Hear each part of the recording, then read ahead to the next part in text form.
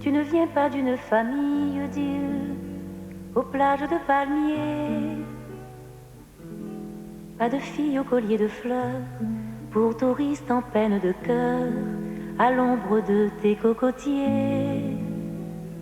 Mon île, tu n'es pas la carte postale pour ces vacances idéales près des lagons de sable d'or. Tu as choisi comme ceinture de hautes falaises et blessures où l'océan gronde si fort.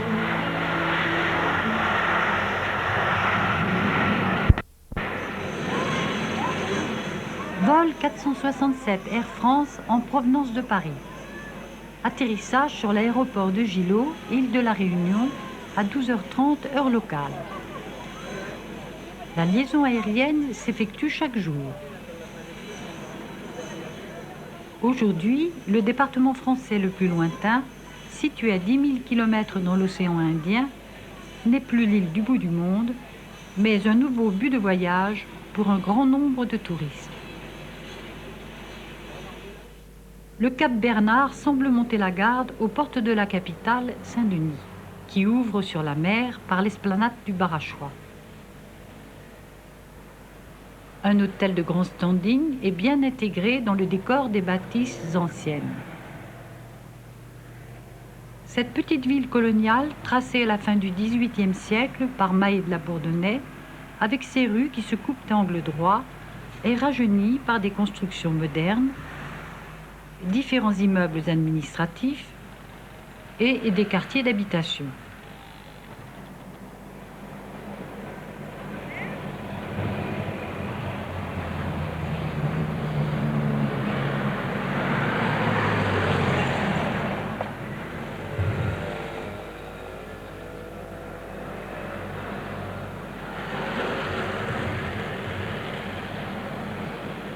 La Réunion compte 500 000 habitants, dont 60% ont moins de 20 ans. L'enseignement supérieur comprend un centre universitaire où on enseigne les lettres, les sciences et le droit. La sortie du lycée libère dans les rues un flot de jeunes étudiants qui vivent au rythme d'une fin de siècle bouleversée par les moyens d'information et de communication. Peut-être y aura-t-il parmi eux un grand scientifique ou un grand humaniste.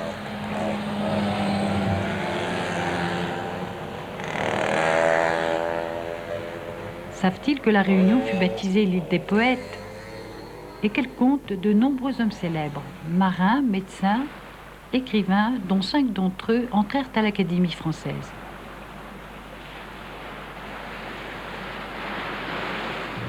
La route du littoral, construite au pied du Cap Bernard, a remplacé la route de la montagne. Elle relie Saint-Denis au port. Tout va plus vite, l'île se modernise. La Réunion, ancienne île Bourbon, en a-t-elle pour autant perdu son charme secret et sa douceur de vivre ?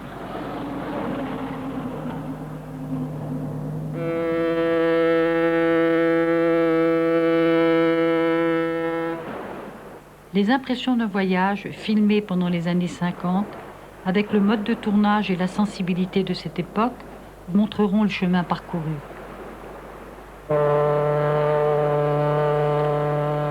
En effet, il y a 30 ans, c'est à Marseille que l'on embarquait sur le paquebot des messageries maritimes, à la rencontre d'une petite île, jadis inhabitée, française depuis 3 siècles, dont on avait beaucoup rêvé. Le Jean Laborde quitte le port.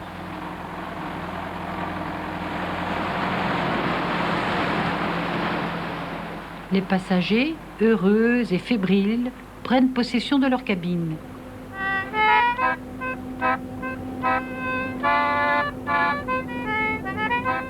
Un voyage de cette sorte, à cette époque, est une aventure privilégiée. À l'aube du 25e jour, après 48 heures pénibles de mousson au Cap Gardafui, les réjouissances du passage de la ligne et les escales africaines, le Jean Laborde entre dans la passe de la Pointe des Galets.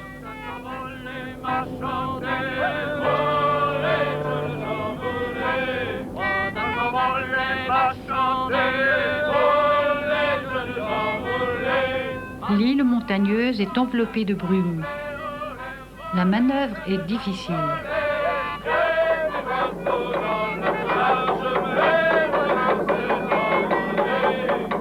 Les marins de jadis vantaient cette escale sur la route des Indes comme un Éden jalousement gardé par un océan brutal et dont les rivages étaient difficilement accessibles.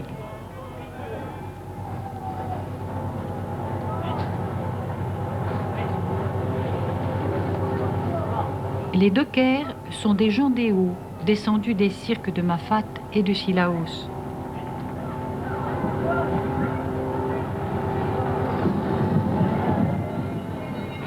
Ils s'affairent à charger les sacs de sucre de 80 kilos qu'ils soulèvent avec des crochets.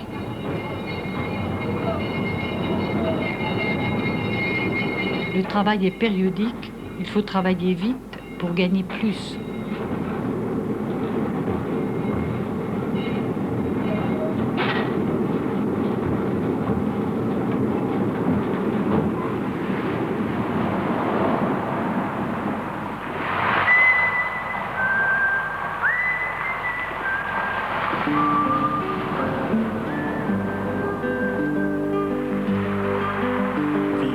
Viens, mon aîné adoré, le petit bouquet qu'on la donne à moi.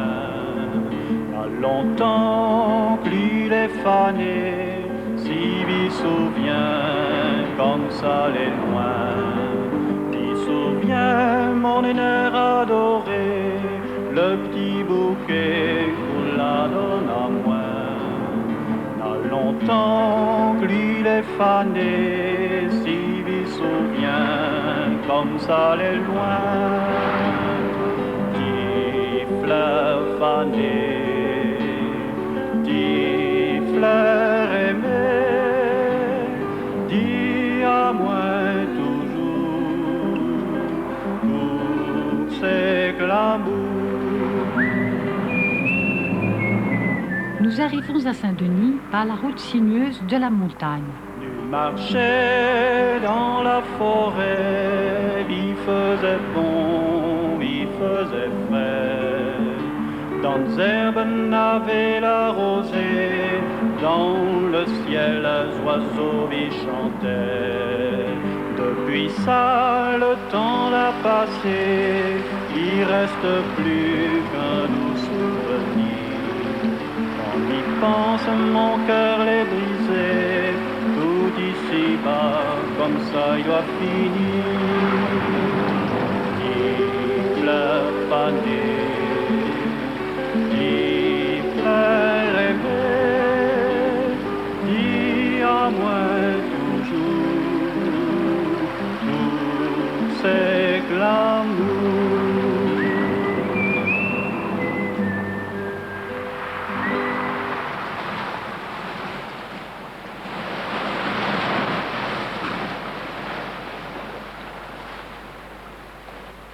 Sur la vaste esplanade du Barachois, la statue de Roland Garros, le grand aviateur réunionnais.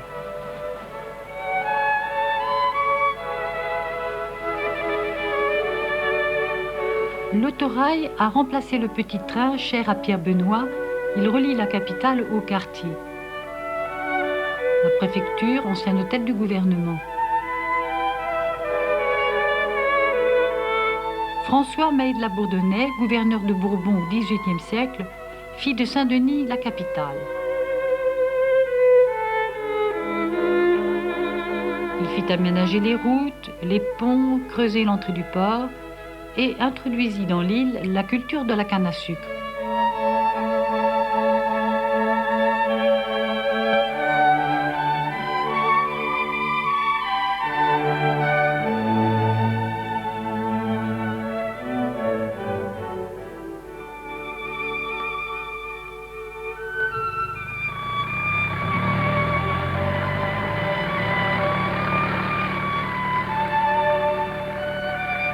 L'hôtel de ville situé au rond-point de la Victoire.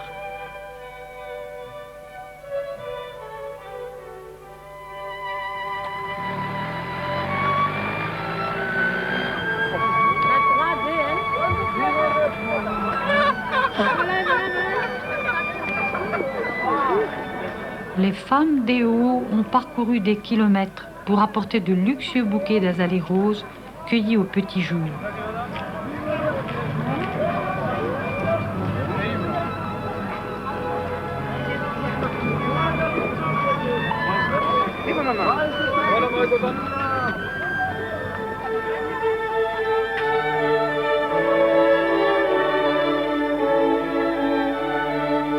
Les belles maisons créoles témoignent du passé prospère de Saint-Denis.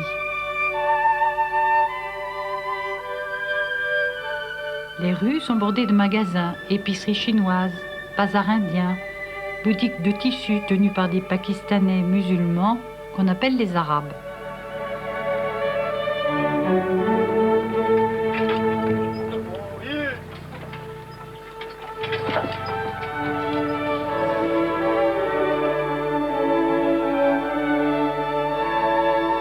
Les magots chinois et les statues pieuses ont chacun leur clientèle.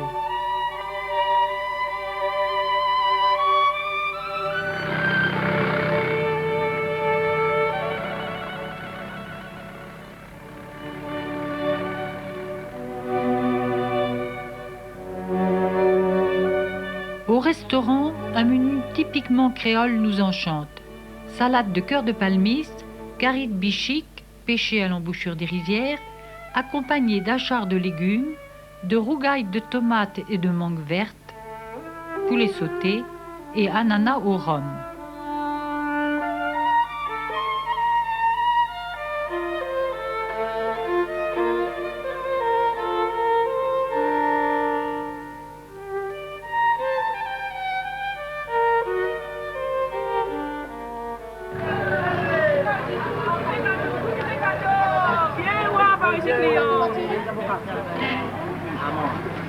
Le marché est toujours un lieu intéressant où l'on rencontre la population dans sa diversité.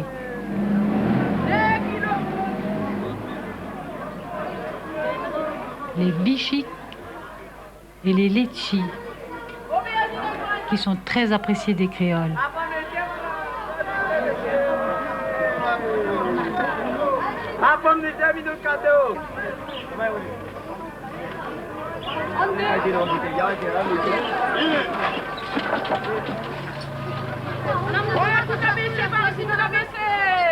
Les pêcheurs transportent un espadon à débiter au marché.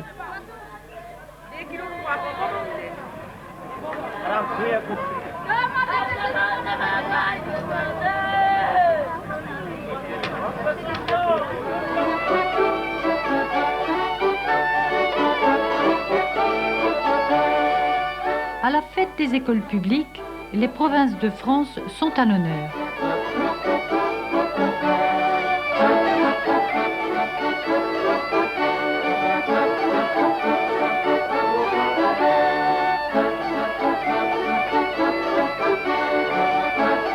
Les enfants dont les ancêtres sont arrivés il y a bien longtemps, de France, de Madagascar, des côtes d'Afrique, du sud de l'Inde ou bien de Chine, miment et chantent d'un même chœur les vieux airs de ronde française.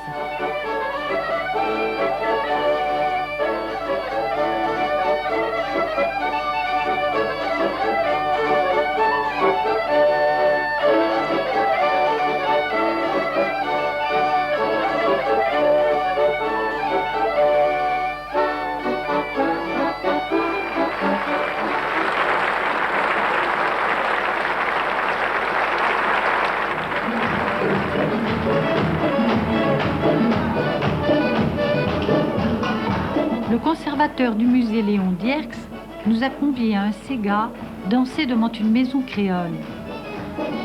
La musique, le rythme, le décor font partie du folklore réunionnais.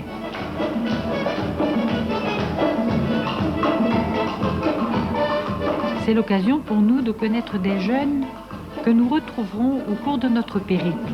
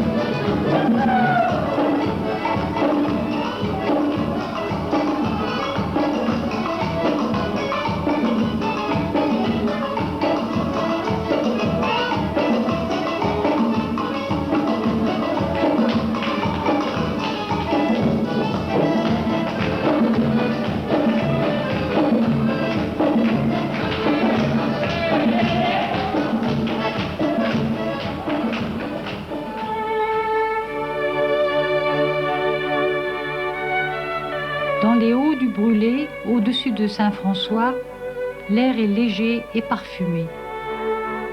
Les prairies sont émaillées d'azalées roses. C'est un Éden préservé où le temps semble s'être arrêté.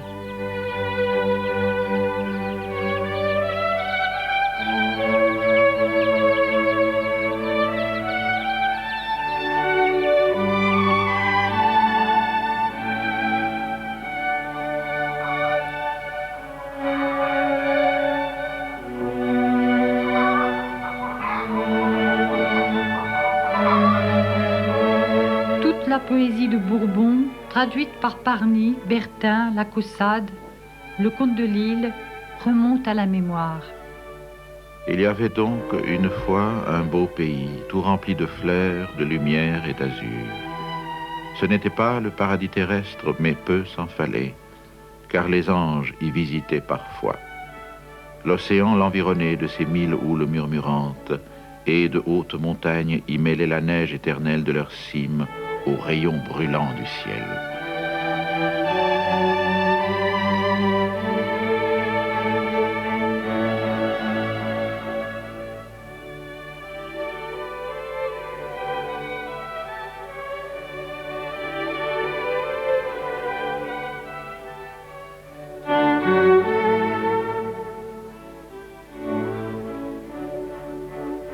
C'est très vieux, c'est très ancien. Ce sont des choses très douces. La maison blanche au bout de l'allée, avec les souvenirs de l'enfance en allée, sous les palmiers, le long des grands hibiscus roses.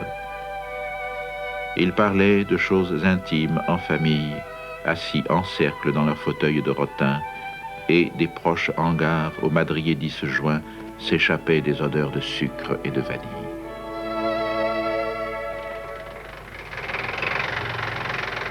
Sucre et rhum Bourbon sont les premières richesses de l'île. La canne à sucre a remplacé les diverses cultures, café, girofle, riz et même le blé, qui ne purent résister au vent violent des cyclones. Quand vient la saison de la coupe, le pays entier se réveille et s'anime, il y a du travail pour tous.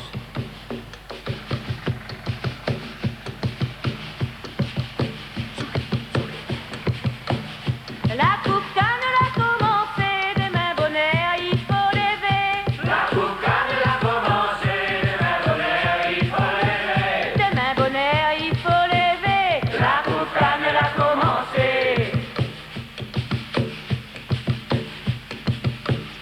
11 heures moins va déporter de riz sans carry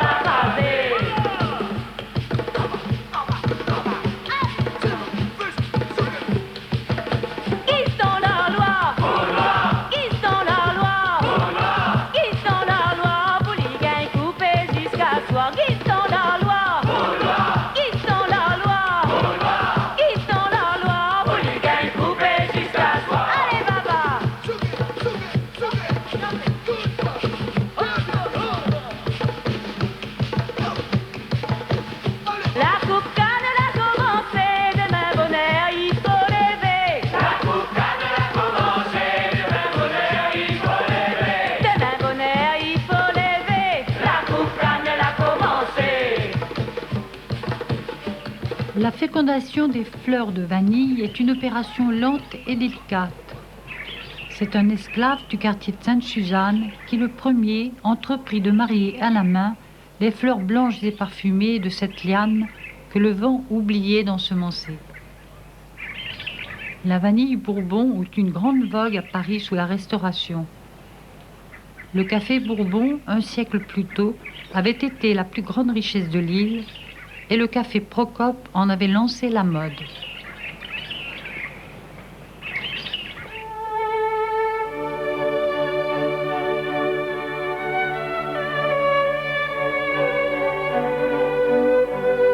Le quartier Saint-Paul est enfoui dans une végétation tropicale. Ce fut la première habitation des Français. En 1660, 20 colons s'y installèrent, d'abord dans des grottes, puis ils cultivèrent le sol fertile, aidés par des malgaches et des cafes. Saint-Paul fut longtemps la capitale. C'est le berceau des poètes Parny et le comte de Lille.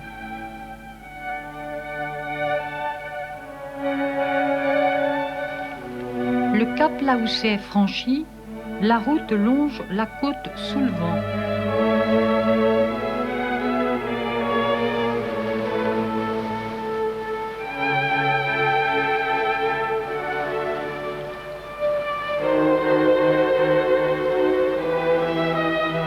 À Saint-Gilles-les-Bains, quelques villas enfouies dans la verdure.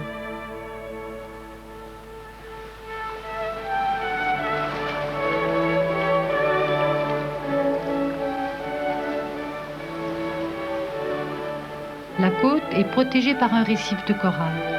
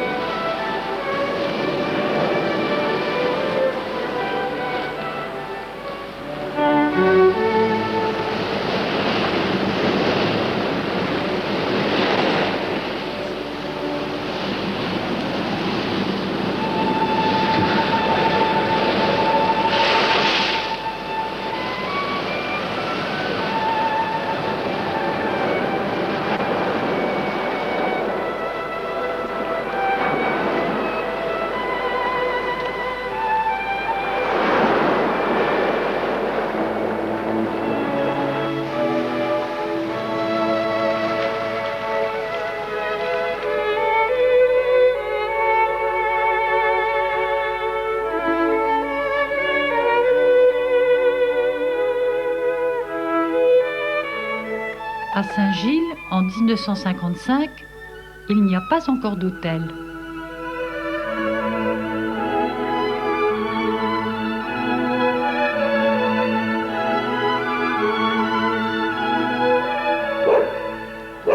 Le gîte et le couvert sont assurés par Loulou, le commerçant qui peut également organiser les parties de pêche.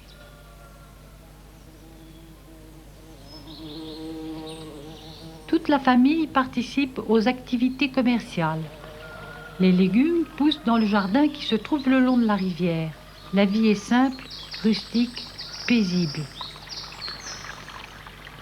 Quelqu'un avait prédit à Saint-Gilles l'avenir de Deauville. Cela arrivera très vite.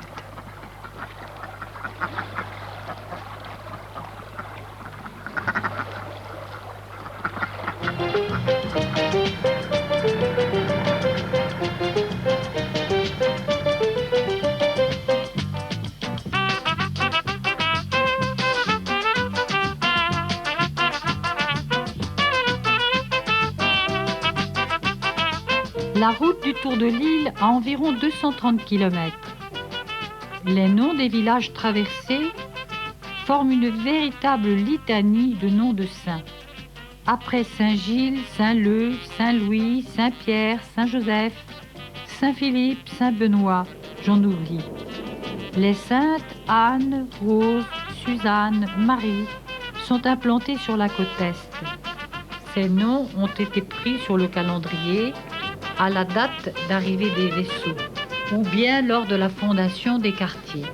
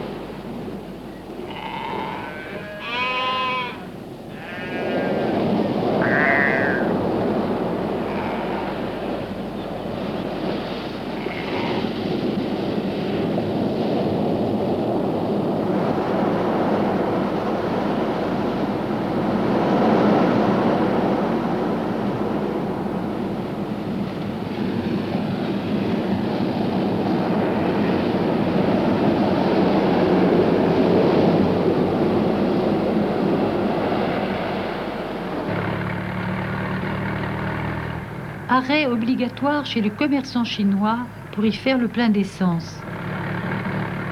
Mais nous pouvons éventuellement trouver dans sa boutique une eau de toilette de Guerlain ou du baume du Tigre.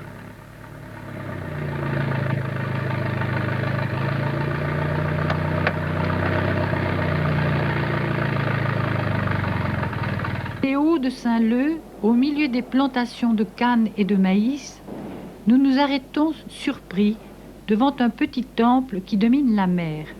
Nous nous approchons pour regarder les fresques de couleurs vives qui en ornent les murs peints à la chaux. Lorsqu'un homme, aux traits fins, à la peau très sombre, un grand anneau d'or à l'oreille gauche, nous demande de nous déchausser et de ne pas dépasser une aire d'où émerge une pierre blanche, sous peine d'encourir les pires maléfices. Ce temple est dédié aux divinités que les Malabars vénèrent.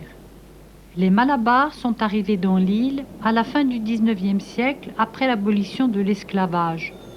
Originaires de la côte sud-ouest de l'Inde, venus avec des contrats de travailleurs libres, la plupart d'entre eux sont restés et ont fondé des familles.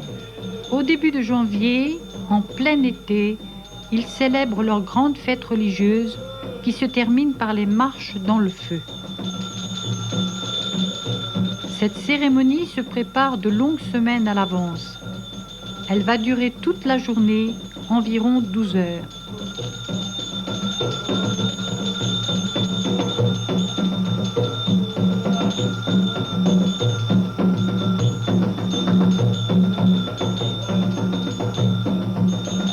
À l'intérieur du tabernacle, en forme de dôme, les lampes à huile éclairent faiblement les 7 divinités taillées dans du bois peint de vives couleurs. Le roulement des tambours, les tintements grêles d'une clochette, les parfums de camphre et d'encens, le sacrifice des cabris, le sang répandu m'emplissent d'un certain malaise.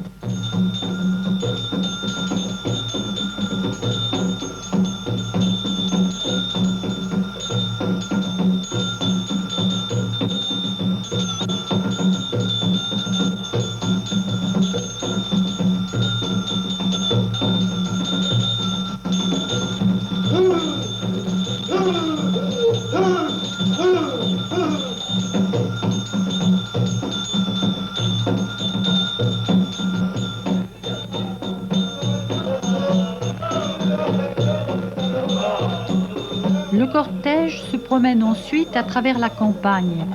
À l'embranchement des chemins, les fidèles ont préparé des corbeilles de fleurs et des poulets à offrir en sacrifice. Le sentier est jonché de pétales odorants.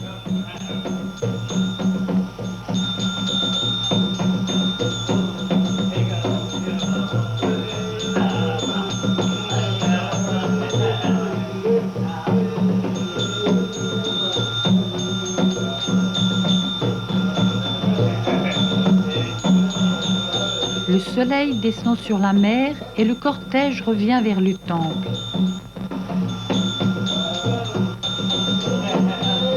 Bousculés dans la foule hostile, nous filmons ces images étranges. Le tourisme n'a pas encore rendu ces cérémonies publiques.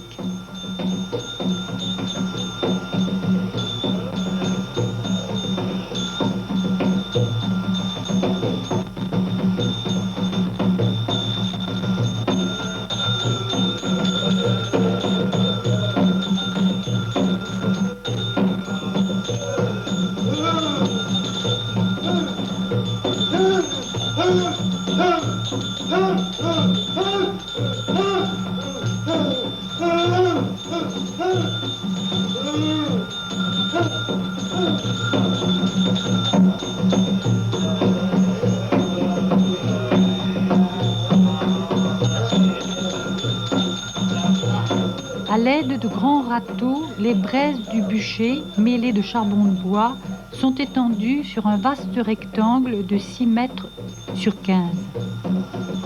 La couche forme un épais tapis.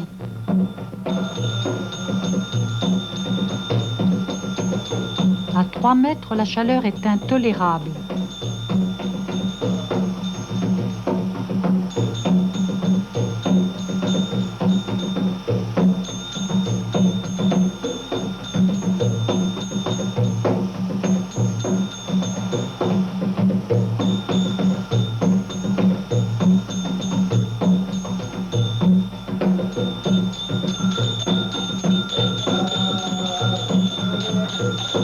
Les initiés, les traits tirés, le front marqué du sang des cabris, enveloppés de leurs chemises jaunes imprégnées de safran, sont ivres de fatigue. Ils ont dû pendant plusieurs semaines respecter le jeûne et l'abstinence qui conditionnent la réussite de l'épreuve. Malheur à l'impur, il sera brûlé.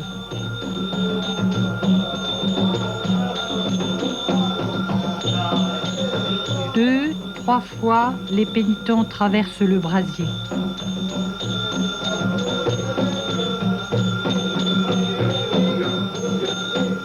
Seul le camphre allumé à chaque angle éclaire ce spectacle fantastique dans la chaleur insupportable d'une nuit tropicale.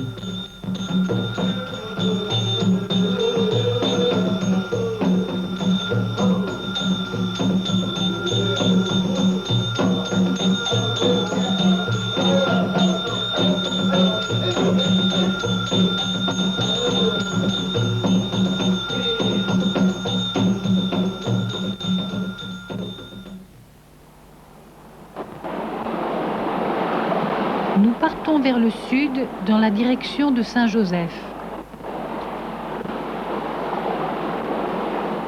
Les pluies torrentielles qui tombent en été transforment très vite les rivières en véritables torrents.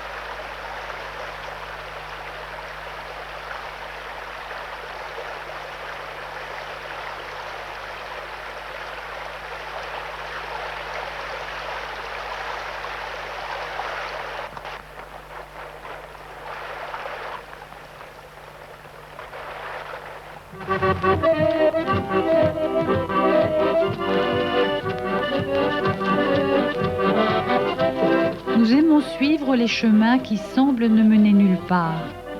Nous sommes accueillis chaleureusement dans un hameau composé de quelques cases couvertes de chaume cernées par les cannes à sucre. Plusieurs familles y vivent. Des jeunes filles de la ville sont venues les visiter.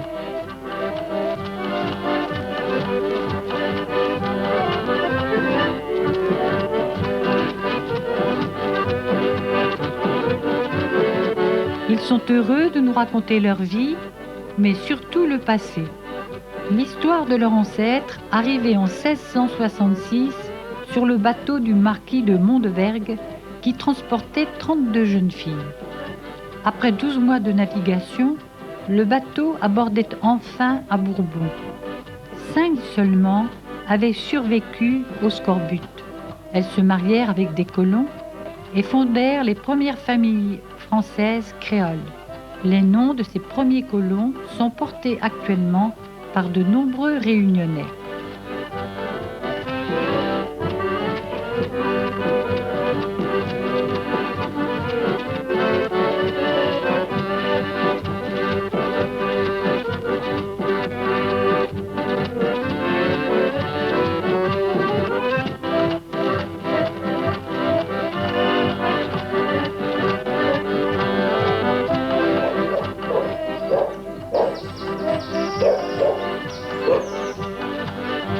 Ils parlent le créole, vieux français émaillé de termes de marine et rôdé par des voix africaines ou asiatiques.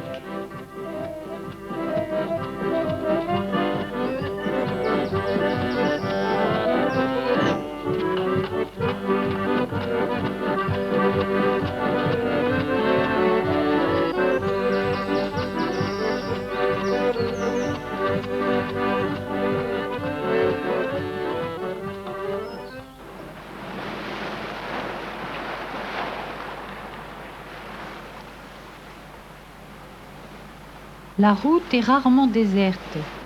On se déplace encore à pied d'un village à l'autre.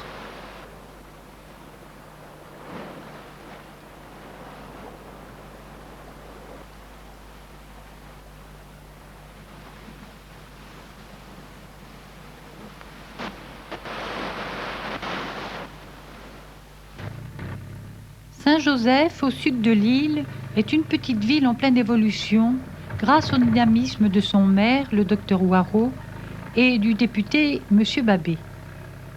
Un hôpital de 100 lits a été créé, une école d'agriculture reçoit tous les étudiants du département, une maison de retraite est en construction.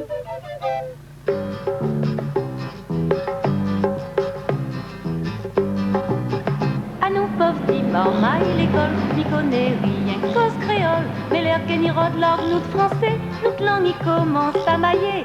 Un bougla essaye d'y moins une fois, nous ancêtres l'été gaulois. Près de 1000 écoliers sont accueillis dans le nouveau groupe scolaire. Il a compris, mais l'inacta débrouille à l'île. Nous ancêtres l'été gaulois, zéro calvasse, la fumée grand bois. Guette mon bon petit frère, tu sers, un peu les noirs, un peu les clairs. N'apprennent que les blancs poutent bon, ils tombent toujours un peu marron. Moi, Néna, en plus que ça, un bon fait camarade chinois, malbars arabe, petit cap à soi, nous tout dit dans notre patois. Bande gaulois, la padoute papa, zéro calvasse, la fumée grand bois. Saint-Pierre, actuellement la deuxième ville après Saint-Denis, a été fondée par Pierre Cadet, Roelof, Payette, Fontaine et plusieurs autres qui quittèrent Saint-Paul pour fonder leurs nouvelles habitations auprès de la rivière d'abord. Ils fuyaient les édits du gouverneur de la Hure qui, au nom de la Compagnie des Indes, interdisait aux colons la chasse et le commerce avec les Forbans. L'abondance du gibier et la rapidité avec laquelle poussaient les cultures incitaient les colons à une certaine douceur de vivre et ils se préoccupaient peu de fournir à la compagnie les denrées exigées.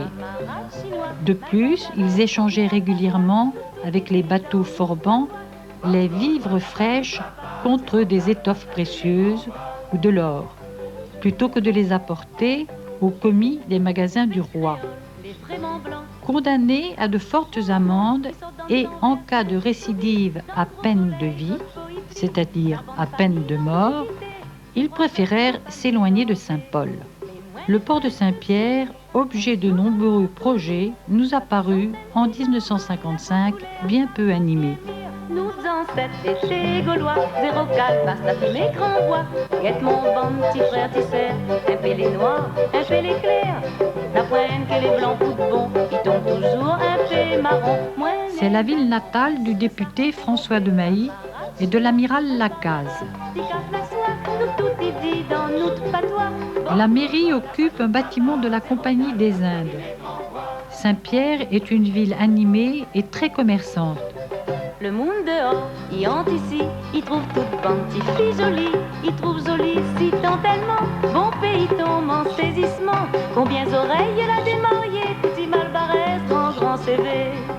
N'a point plus joli, un petit cafrine pays, un petit chat marron, n'a plus meilleur tempérament. Nous ancêtres étaient gaulois, zéro calvasse, la fumée qu'on voit, guette mon bon petit frère. Midi, l'heure de feu, l'heure à la rouge haleine. Sur les champs embrasés pèse un air étouffant. Le soleil darde à pic ses flammes sur la plaine, le ciel brûle implacable et la terre se fend. La nature n'a plus ni brise ni murmure, le flot tarit. Dans l'herbe, on n'entend rien frémir. Les pics ardents, les bois aux muettes ramures, d'un morne et lourd sommeil, tout semble au loin dormir. La Réunion doit sa renommée à la beauté de ses montagnes. Au centre de l'île, le Piton des Neiges, à plus de 3000 mètres d'altitude, domine 3 cirques d'effondrement. Mafate, sauvage et désolée, Salazie, traversée de cascades couronnées de forêts, et Sillaos, chaos de pics et de ravins que nous allons visiter. La route de Sillaos longe la rivière Saint-Étienne et monte pendant 30 km.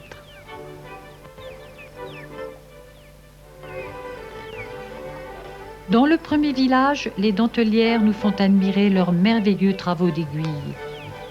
Dès l'âge de 6 ans, les petites filles apprennent à tirer les fils et à broder la toile que des dames de Saint-Denis apportent et viennent rechercher les travaux terminés pour vendre dans les magasins de Saint-Denis.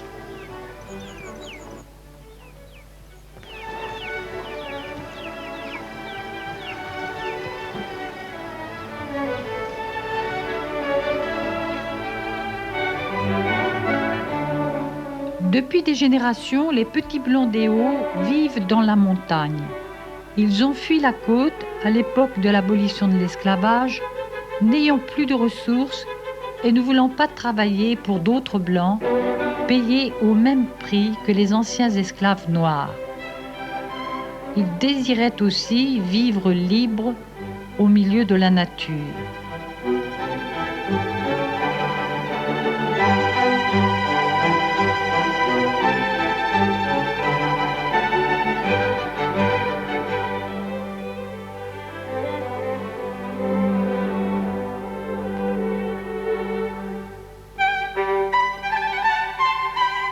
Les grands arbres ont été coupés, le gibier a disparu et les hommes grattent la terre entre les rochers pour faire pousser dans ce décor écrasant le maïs, les lentilles et les braides.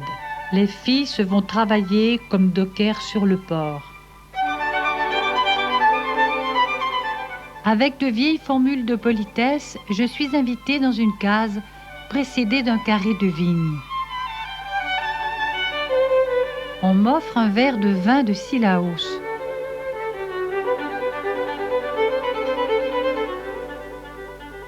Nous parlons de l'école neuve qui s'élève au milieu des cases de guingois, encore sans eau ni électricité. L'homme est content et montrant les enfants qui jouent sur le seuil. Eux seront instruits et ils pourront partir. Les femmes chargées de familles nombreuses vont chercher l'eau aux sources, lavent le linge au fond du torrent, nourrissent et habillent tous ces petits-enfants au teint pâle et aux yeux clairs. Certaines familles habitent sur les îlettes, hautes plateformes de roches rongées par l'érosion qui surplombent des failles profondes.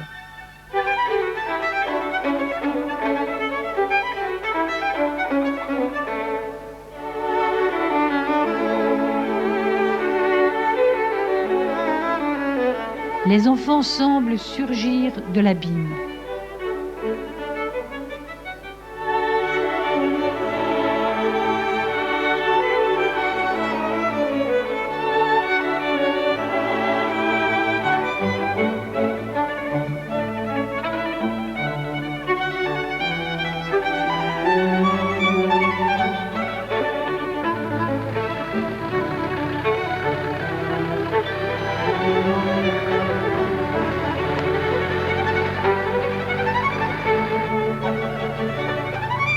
Après une montée difficile et 3 tunnels, nous arrivons au but.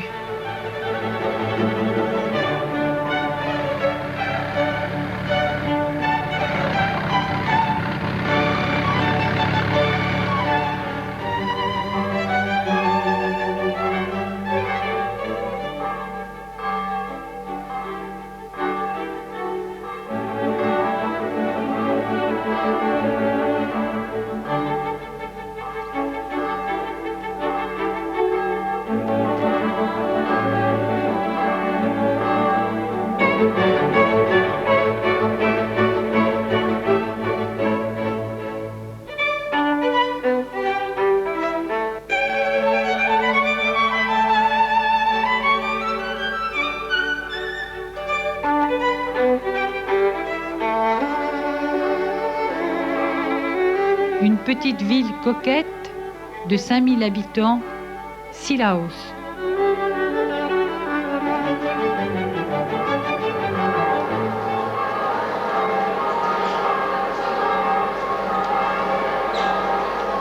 Sous le Second Empire, les planteurs de la côte entreprenaient ce voyage à la saison chaude pour respirer l'air frais et y prendre les eaux thermales.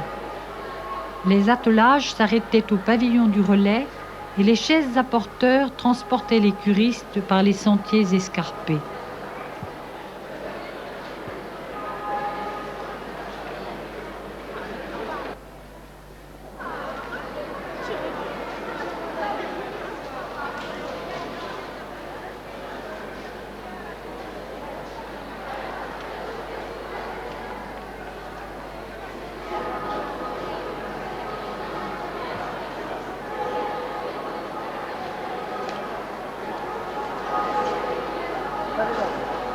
Aujourd'hui, dimanche, c'est l'animation d'une sortie de messe dans une petite bourgade française située à 1500 mètres d'altitude dans l'hémisphère austral.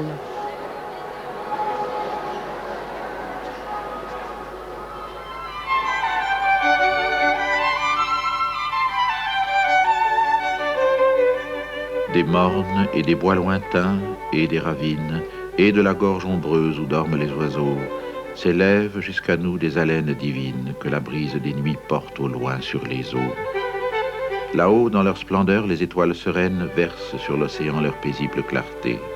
Là-bas, les lourds vaisseaux aux puissantes carènes se meuvent lentement sur les flots argentés. Et nous, sur le grand cap miné par les tempêtes, aspirant enivrer le charme des hauts lieux, muets, nous contemplons sous nos pieds, sur nos têtes, l'immensité des mers, l'immensité des cieux.